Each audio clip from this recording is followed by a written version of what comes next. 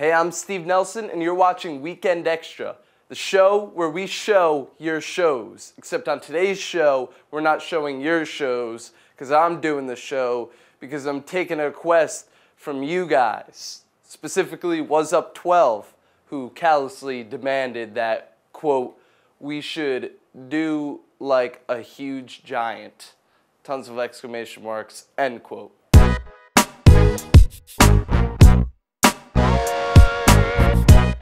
Now there are two ways of doing this effect.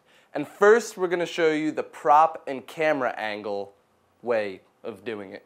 Now for our props, what we're looking for are items that you can get in a small size and a large size. So I went down to my local kitchen in my house and got a set of plates, small one and a big one. And plates are good because they usually come in sets of the exact same design, just a different size. And then I got some clementine and an orange because they're kind of the same fruit, at least they look like the same fruit, and they're different sizes. And then I went to the local art store, got a set of paintbrushes. So we got a small one and a big one and a medium one, which I'm just going to throw away.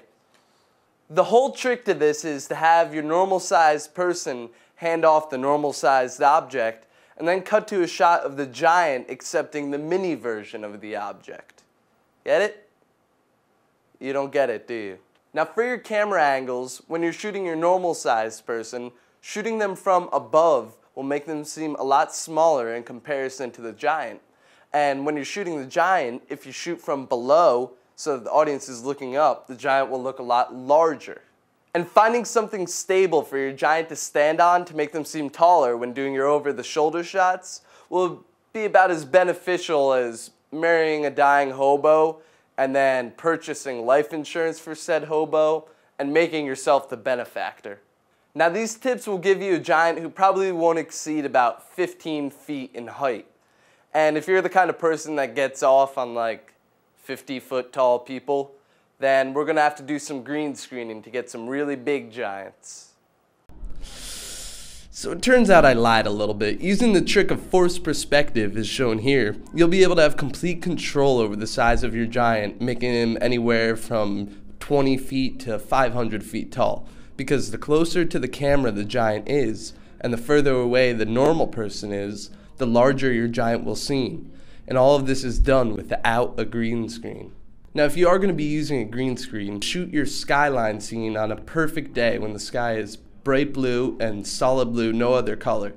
Now you're going to chroma out the blue on the top layer of the skyline, and then underneath that you're going to put your giant, and you're going to chroma out the green screen obviously.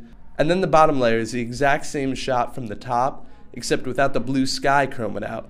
This way you have the blue sky behind the giant.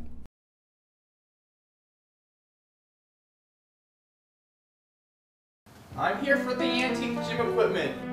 Oh, father of mysteries. Who are you? I'm a genie, and I'm here to grant you one wish. Hey, what kind of genie are you? You should give me 3 wishes. Bitch, if you make more than 1 wish, I'm gonna have to kill you. Please, make me a giant. Hey, Cindy, remember when you dumped me for having a teeny dong? Well, look at me now! Hey, come over here! My house is on fire! Help me! You gotta help me! Oh my god, he's peeing on me! But it's putting out the fire, so keep peeing on me, giant! I hereby declare this day to be Giant Day.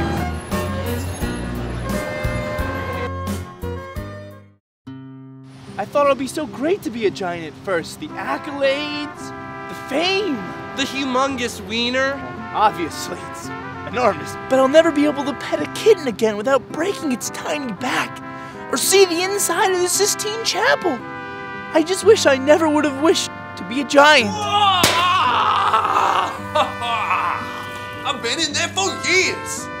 Genie, what are you doing here? What did I tell you about making more than 1 wish? I'm gonna have to kill you now. You genie bastard!